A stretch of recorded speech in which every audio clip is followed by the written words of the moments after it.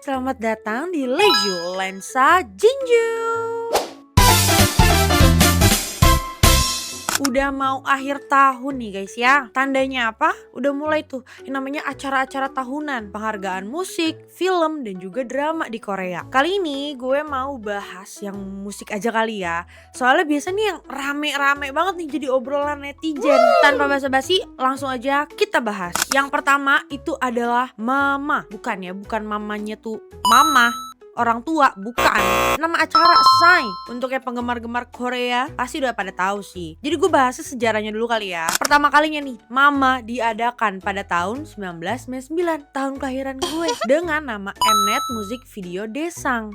Dan kemudian mengalami perubahan, namanya jadi Mnet Asian Music Awards. Lalu ganti lagi jadi Mama Awards. Nah, penghargaan utama alias Daesang, Artist of the Year, Album of the Year, Song of the Year. Dan kriterianya itu umumnya sih didasarkan pada kombinasi data penjualan, digital atau album, voting online, dan penilaian juri. Dan tahun ini digelar tanggal 28 dan 29 November di Kai Tak Stadium Hong Kong. Lanjut yang kedua, ini aku pernah datang sih pas lagi acara di Jakarta, GDA, Golden Disc Award. Nah, GDA ini adalah salah satu acara award Korea yang pernah digelar di Jakarta. Nah, kriterianya nih untuk pemenang itu dipilih berdasarkan kombinasi data penjualan, popularitas, dan pendapat ahli. Untuk Daesang atau penghargaannya itu Album of the Year berupa fisik, Song of the Year berupa digital, dan tahun ini nambah satu kategori Daesang yaitu Artist of the Year. Tahun ini digelar 10 Januari 2026 di Taipei Dome. Lanjut yang ketiga, ini Seoul Music Award atau SMA. Fokusnya nih lokal-lokal aja say. Jadi SMA adalah acara penghargaan musik besar yang diselenggarakan oleh Surat Kabar Sport Seoul dan diberikan perdana tahun 1990. Nah, pemenangnya itu dipilih berdasarkan kombinasi kriteria termasuk penjualan musik, popular vote, dan pendapat juri ahli. Nah, Daesangnya itu Grand Prize. Tahun ini digelar 10 Juni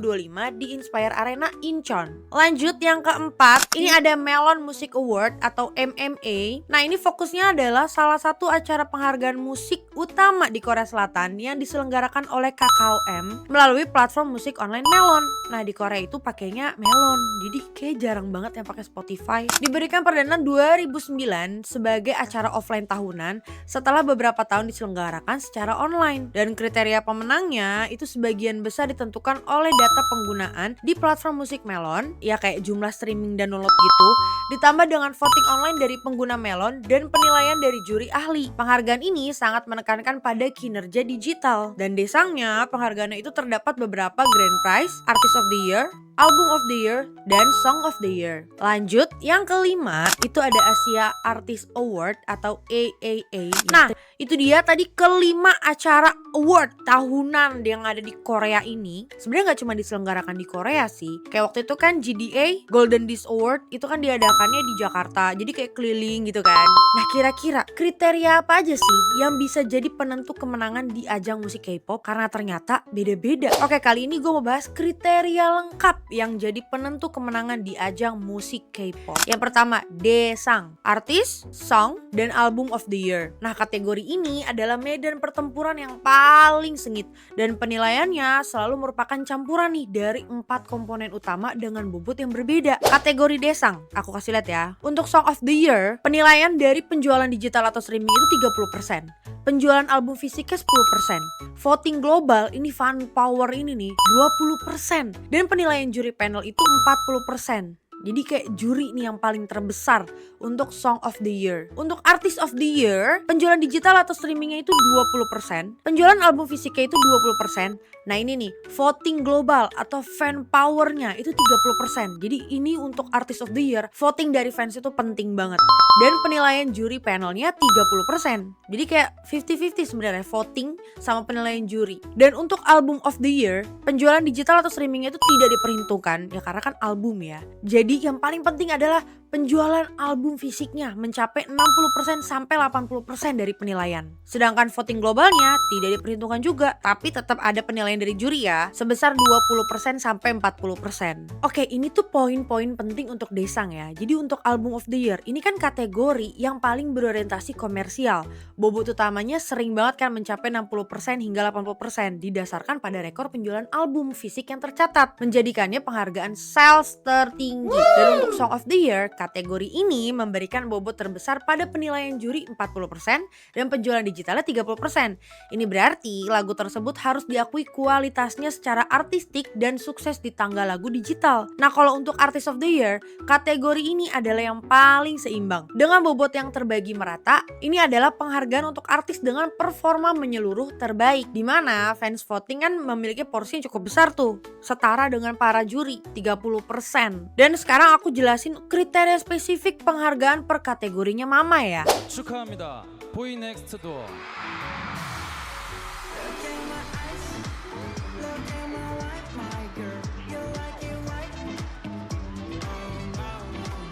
Nah selain Daesang, ada kategori-kategori genre dan teknis yang memiliki kriteria penilaian yang sangat spesifik. Nih kategori penghargaannya ya, Best Music Video. Nah metode penilaiannya itu dominan, 80% viewers MV, musik video, plus 20% juri. Meskipun nih ada yang menyebut kalau 100% itu penilaian juri, biasanya Best Music Video itu emang bergantung banget pada jumlah views di platform global atau ya YouTube lah ya. Tujuannya untuk mengukur seberapa besar dampak dan produksi visual video tersebut di mata publik. Selanjutnya Best Choreography.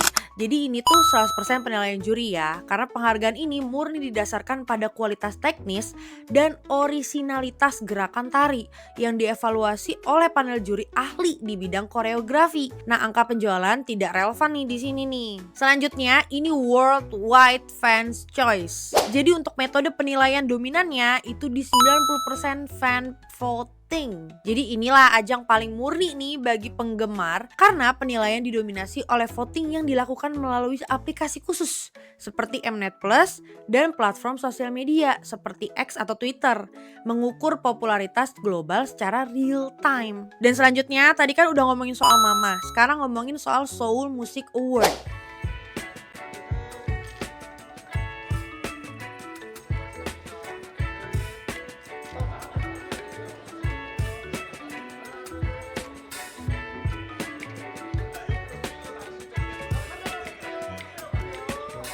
Ini untuk kategori penghargaannya ada Rookie of the Year. Ini tuh 40% juri panel, 30% fan vote, dan 30% streaming atau sales. Terus ada Trot, Ballad, Ost, R&B, dan Hip Hop Award.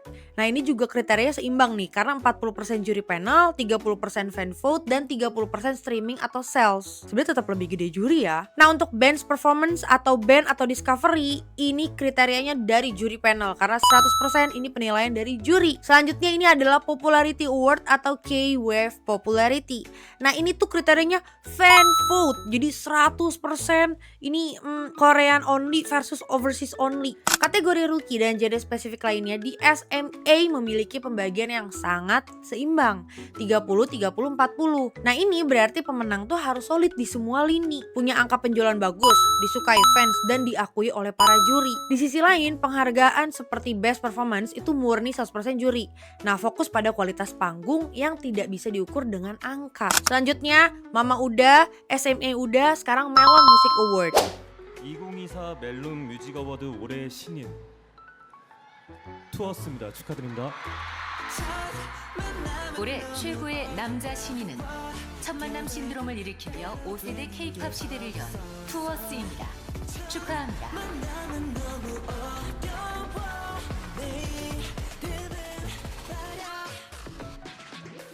Nah, ini ada dua penilaian yang sama nih, Grand Prize sama Best New Artist. Dia itu punya online voting yang bernilai 20%, digital sales 60%, dan judge score atau penilaian juri itu 20%. Kalau main prize itu ada dari online voting 20%, digital sales 80%, tapi nggak ada penilaian juri. Terus juga ada genre awards. Nah, untuk online votingnya itu 30%, digital salesnya 40%, dan untuk penilaian jurinya 30%. Jadi sama tuh dengan online voting dan penilaian juri, sama-sama 30%. Lanjut di Popularity Awards. Untuk Popularitas Awards ini tuh 60% online voting dan digital salesnya 40%. Jadi di sini nggak ada nih penilaian dari para juri. Dan untuk Special Awards ini dinilai 100% oleh para juri. Nah, itu dia tadi beberapa acara penghargaan ya, tapi ini di spesifik K-pop aja nih.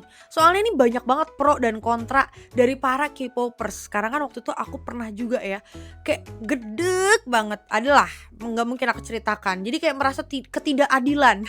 Tapi kalau misalnya kita cari tahu, ternyata berdasarkan penilaian kayak gini, ada dari penilaian juri, ada dari penilaian penjualan, ada dari fan voting. Kayaknya ya, nggak tahu juga sih, ada yang main belakang apa nggak ya. Kita nggak ada yang tahu, nggak boleh suzon, nggak ada bukti. Say. Menurut kalian gimana? Apakah selama ini penghargaan-penghargaan musik awards K-pop itu adil apa enggak? Coba dong tulis komen, kita diskusi di bawah. Kira-kira minggu depan ada berita apa lagi ya?